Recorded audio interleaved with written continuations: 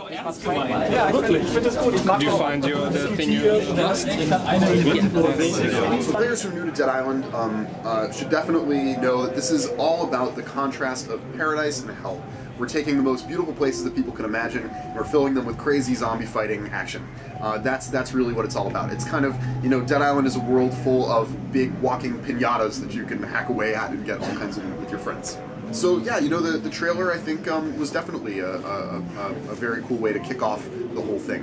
I think the important thing to remember about the trailer is that we were showing stuff that happened from a certain perspective. We were showing the events from the eyes of this family. It was definitely a different look at it than we had in the game, where we were looking at it through the eyes of these people at this party who were kind of there to party and go crazy in this hedonistic paradise of Palanai. So, you know, we definitely were happy that the trailer created so much excitement, and then we were really glad to be able to give people a whole, you know, another perspective of different kinds of people as they go through this tragedy. Yeah, I mean, obviously these other projects they're doing their own thing, and they've got their own way to go. Yeah, of course. I mean, we are as I said, we're overwhelmed with the success of Dead Island. We are very, very excited about what we can do with Riptide, and yeah, it's a very exciting time for us. They did. I mean, and we were really, I mean, it's been a very transformative experience for us as a company. The success of Dead Island was really, you know, we were so overwhelmed by the fan support that we got, and that was actually a big part of, you know, what inspired us when we were working on Riptide, was looking at the fan feedback, thinking about what we could do to, you know, just deliver on the things that we saw people doing with the game.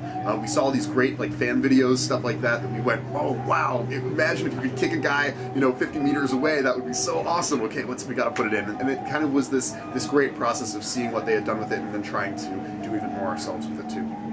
Yeah, you know, I think in some ways that is. I think, you know, one of the things that we found was the game really found its voice with players. Dead Island, you know, we saw that what people really loved were just these moments with them and their friends that they really got to own.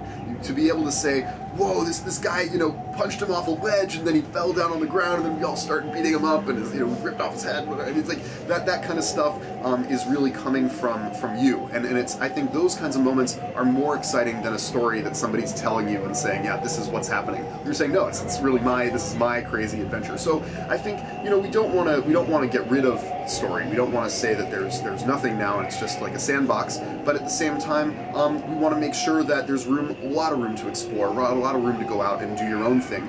So it's sort of the sandbox with the option to always be able to come back and say, okay, now tell me more about the world and tell me what's happening. I don't think that we